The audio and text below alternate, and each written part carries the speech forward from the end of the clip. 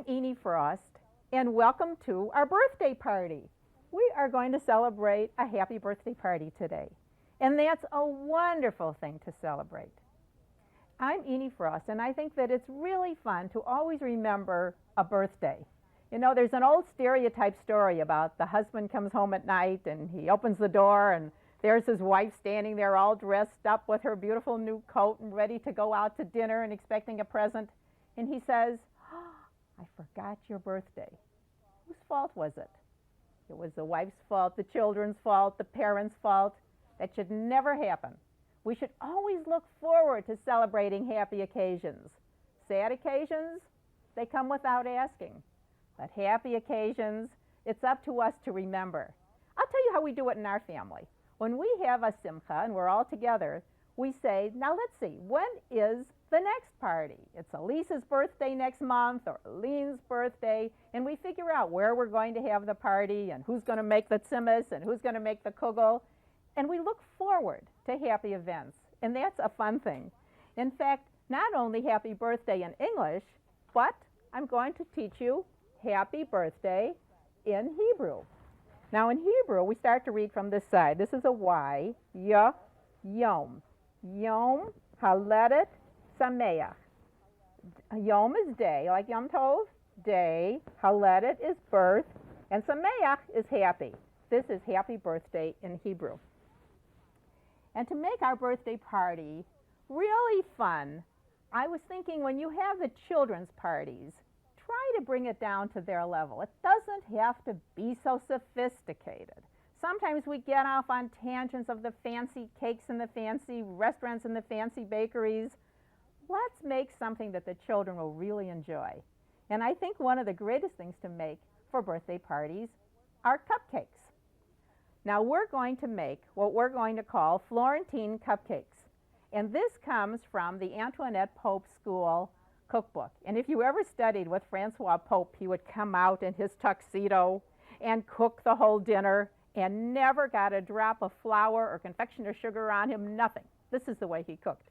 And you're going to see the reason that I like these cupcakes right away.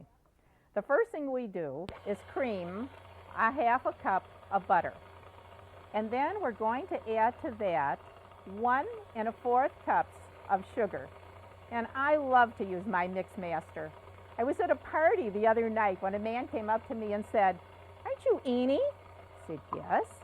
He said, "Well," he said, "my daughter and I were watching your show the other day." He said, "And I've never really done any cooking, but we decided we'd go in the kitchen and make something." And I said to my wife, "Where's the mix master?" She said, "Oh, it's put away in a cabinet, it's down below, and it's such a pain." Don't do that, cooks. If you're going to have wonderful appliances, keep them right on the table where you can really use them. Otherwise, you're never going to get to them. Now, this recipe is going to take 2 eggs. And as you know, in order to be sure that our eggs are kosher, we do them individually, check them to see that there isn't any blood. Because if there's any blood in the eggs, that would show there was a sign of life, and they would not be acceptable according to the laws of kashrut. Just beat your eggs up a little bit just to get them started. I think that that blends in a little better into our batter. Add that right into your butter and sugar batter and allow that to beat up for a little bit. And now you're going to know what I love about this cake, because you know my theme song is always fresh is best. And there's nothing like taking a good Jaffa orange. It's like being in Israel and driving down from Jerusalem to Tel Aviv and seeing the orange groves and the pomegranates and the figs growing, the wonderful people of an optimism throughout all the tribulations. And if they can smile and laugh and sing, so can we. So go in the kitchen and try a little bit. Now you probably have those fancy zesters that they have now. This was my grandmother, Abba Sholem. Well, let's see, she's dead 40 years. Well, forget it. But when you do this, be sure that you only take the top part of your orange, because if you get to the bottom part, that is going to be bitter. So just take the top part of your orange and add that right into your cake. It'll give it a nice flavor. Of course, you know, I always feel that any kind of fresh gives it a very nice flavor. Now, in order to what are we going to use for the liquid? This is kind of interesting. We're going to mix a half a cup of sour cream with a half a cup of milk. Blend that together. And when you have a recipe that says alternately add your dry ingredients in your liquid, they do not mean by the teaspoon, they mean to do it about in thirds. Here I have 1/4 of a teaspoon of salt, a 1/2 a teaspoon of baking soda, and 1 teaspoon of baking powder. And we're going to add that alternately, about 1/3 at a time. And when they say to alternately add the two, always be sure that you end with the dry ingredients. That's very important, because otherwise you might get caught into having a batter that will be much too loose. So you can always check it to add a little bit, or about 1/3 of the liquid, and then about 1/3 of the flour combination. Always mix your dry ingredients together, and you'll see that will give it a nice flavor. Now we'll add 1/3 and add our dry ingredients last. Mix it through a little bit. It isn't necessary to beat until done. I know the old Jewish recipe, whenever you're cooking anything, is cook until done. But in this case, when you're baking and putting a batter together, it is really not necessary to beat this forever. If you just have your ingredients blended, that will be enough, because when you bake this, you'll see that the ingredients will come together, and it's a wonderful batter. You can even smell the nice orange feeling in it. Now I have regular size cupcake pans here, and you can buy the little cupcake holders in it. They're wonderful to work with, and it's so simple on the washing out. So just take your cupcake holders, put them right in here, and easily, I think maybe a spoon might be a little bit better. Just pour it right in, and I usually figure about 1/2. Fill it about halfway filled. That is about all you will have to do, because with the baking powder and the baking soda that's in this batter, they're going to get nice and high, and they'll be just about right. And I figure with this recipe makes about 18. So if you figure the number of children that you have, you'll see that'll work out.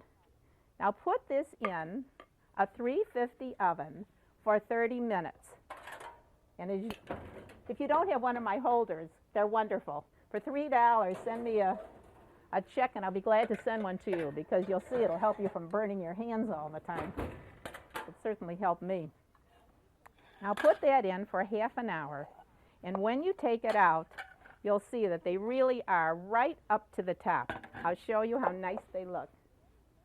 And put a little frosting on it. And when you make your frosting, use the orange juice from this nice orange that you had, because that really gave it a very nice feeling. This is just orange juice and confectioner's sugar and a little butter.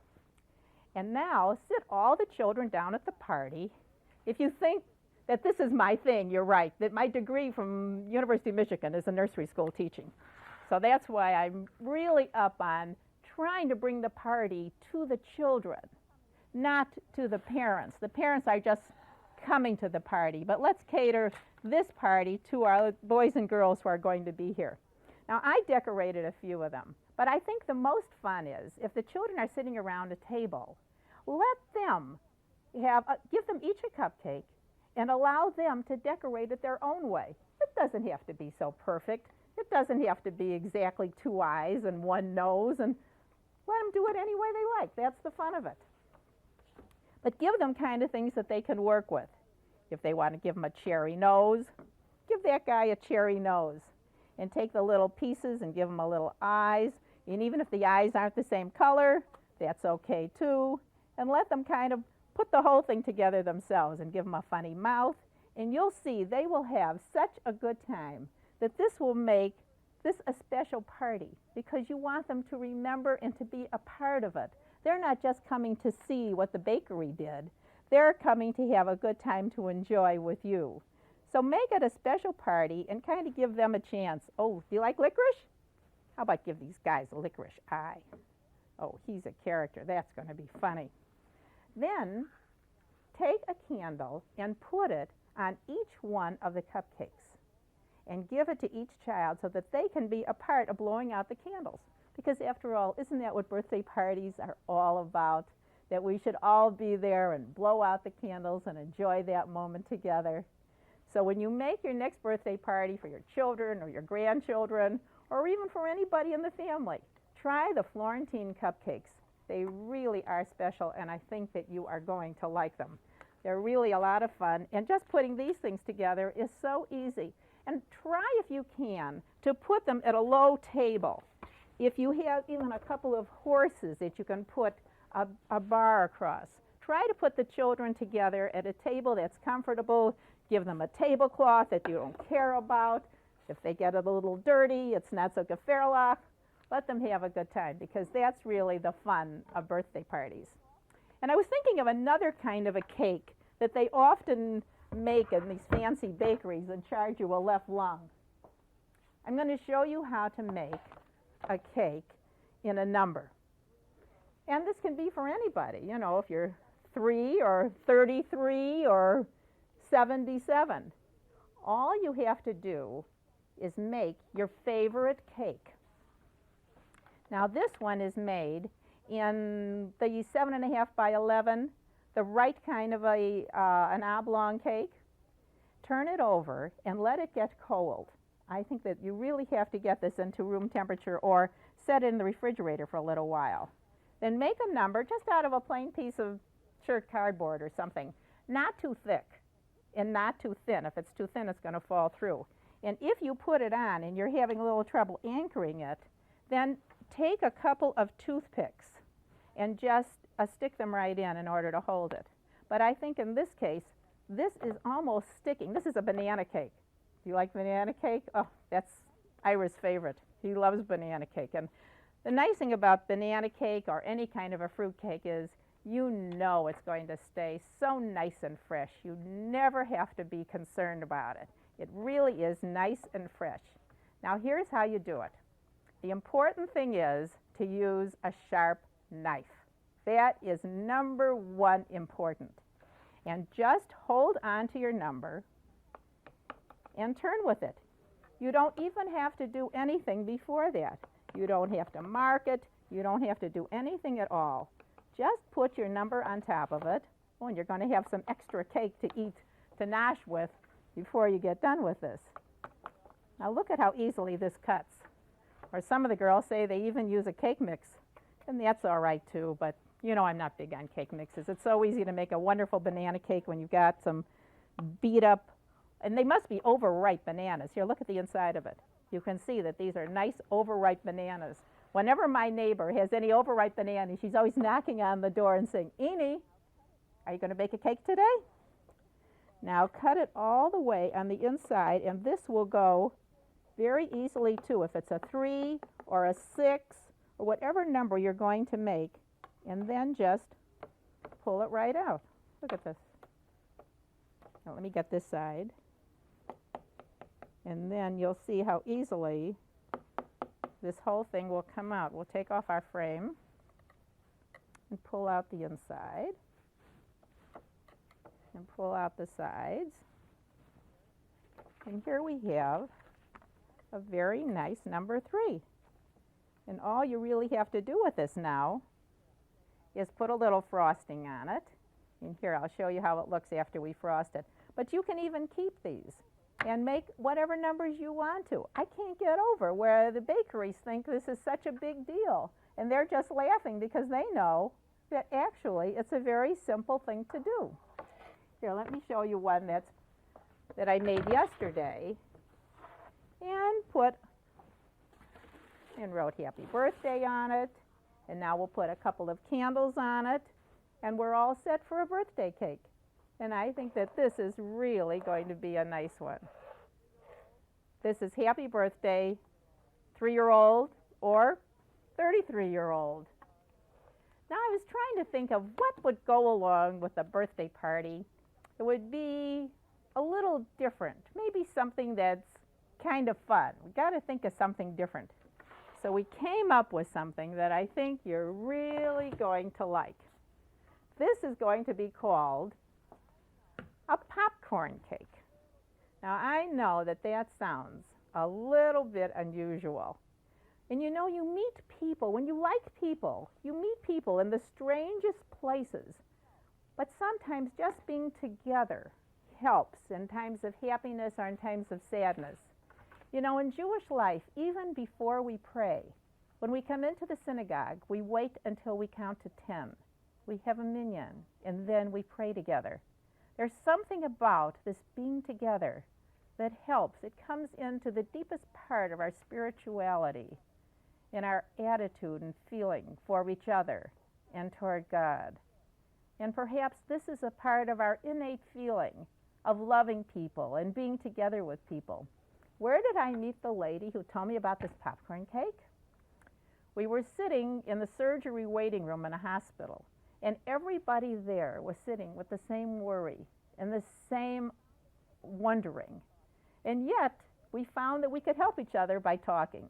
And is there any conversation that anybody has that doesn't in some way come down to the situation of, what about recipes? We always seem to talk about recipes, no matter where we are and what we're talking about. And this lady's name was Jo Christian. She was an absolutely fabulous lady. And she said that she loves to make this popcorn cake. It's lots of fun. Well, I had to change it, adapt it a little bit in order to make it kosher, but that's never a problem. You know, sometimes we use cookbooks that are not always kosher, but it's always very simple to just adapt it into the type of cooking that we do. So most of the time, of course, we do use the kosher books because it seems to have the more Hamish kind of recipes that we're used to in terms of entrees and vegetables. But many times, like the Antoinette Pope cookbook that we just used, of course, the desserts and everything would certainly be acceptable.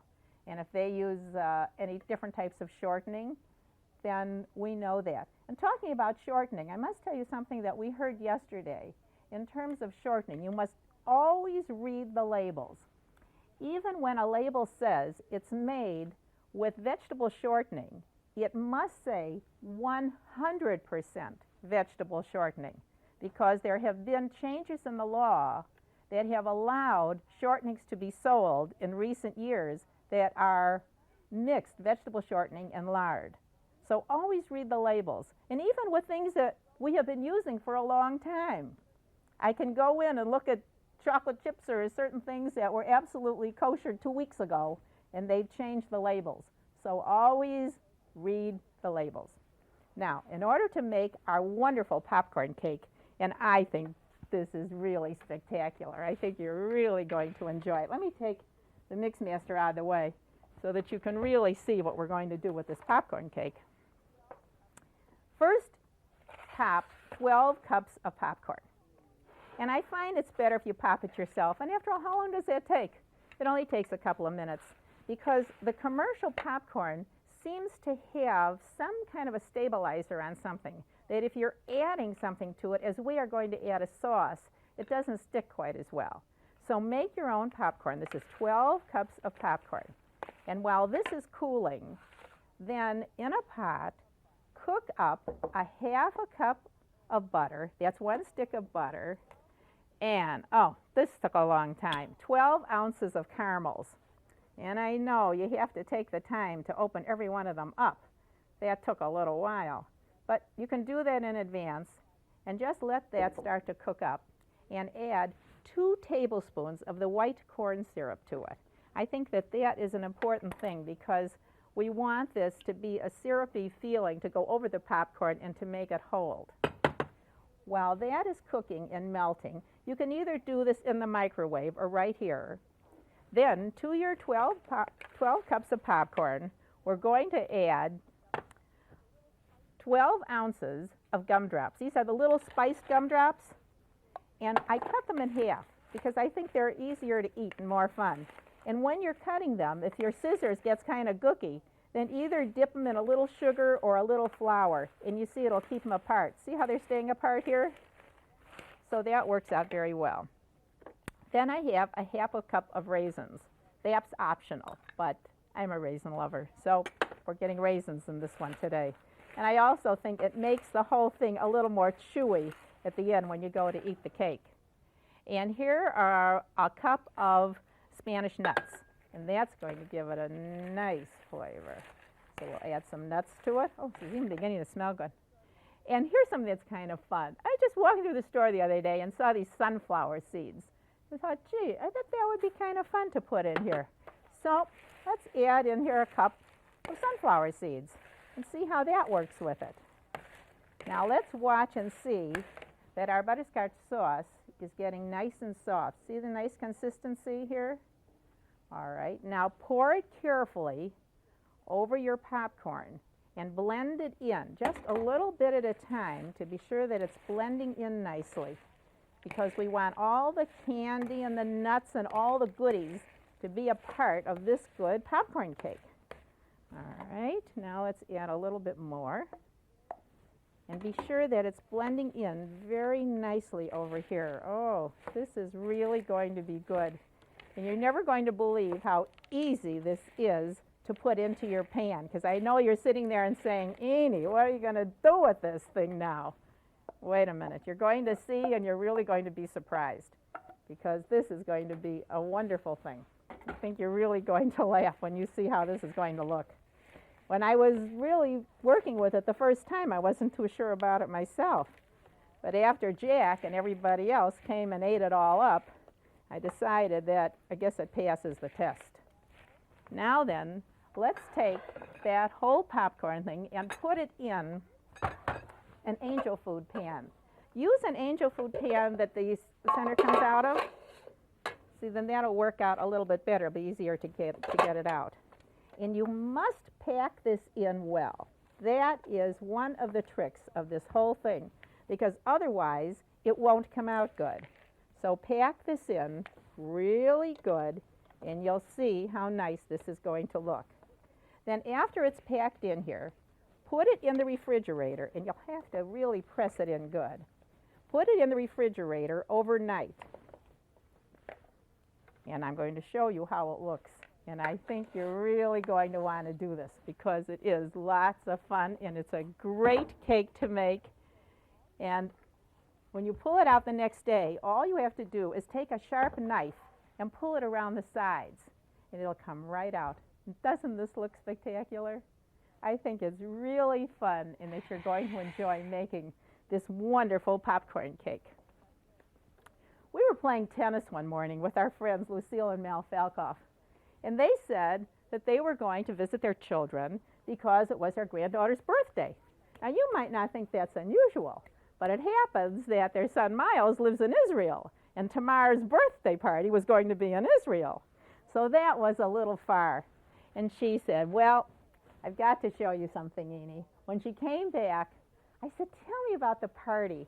And she said, they live in a kibbutz called Keturah. That's near Eilat. Mean temperature about 115. And here they are. How does he take them to the party? In a tractor, of course. Here's Miles taking the children to the tractor, to the party. And here they are on the haystacks, because down there they have cows. And that's where the party was. You can see the haystacks. And here is Tamar. But let me explain one thing that perhaps you can't see so clearly here. The children sit on something very special. This is something that they always do in Israel when they have a birthday party. They decorate the chair that the birthday girl or boy sits on. And I just had to bring you one, because I think that whole idea is great. And here we have Melissa Beth, who is taking the part of Tamar today. And in addition to decorating that, they put a little crown on her. And then they sing.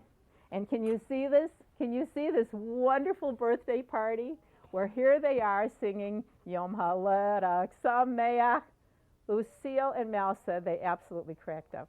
Here they are, all these miles from home with their grandchildren.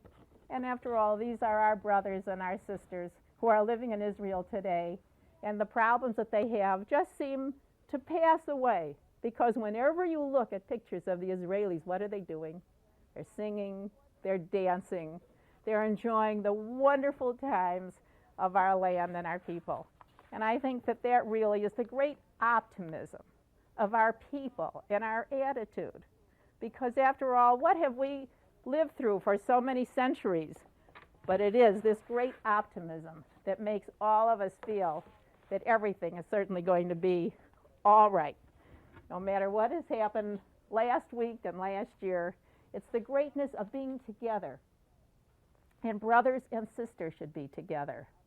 We are reading in the Torah of times when brothers and sisters perhaps did not get along, and we've all had these attitudes. Let us take the bull by the horn, get on the telephone, and remember somebody's birthday and call them up and say, wouldn't it be wonderful to have a very, very nice birthday party? And I'm going to make some special treats. And you'll see how much everybody will enjoy coming. Everyone will be there. And let's see, now you're asking me how I'm going to serve this wonderful cake?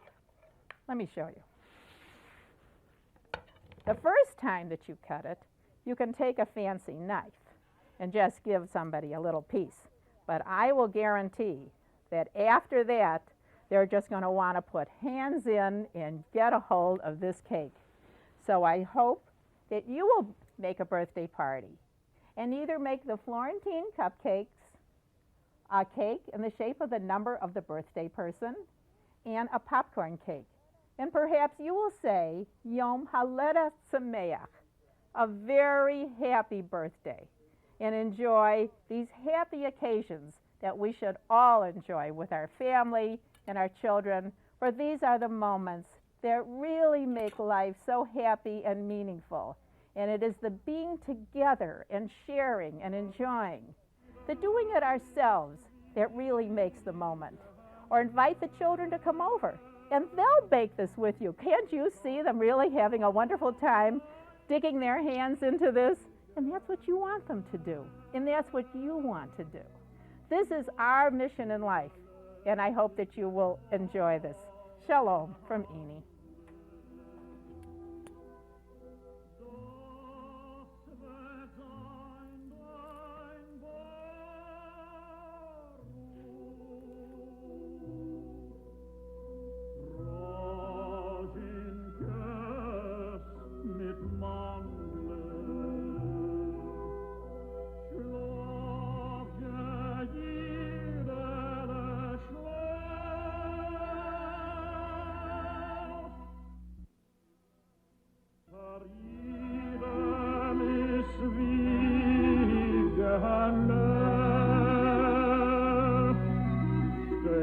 Lord.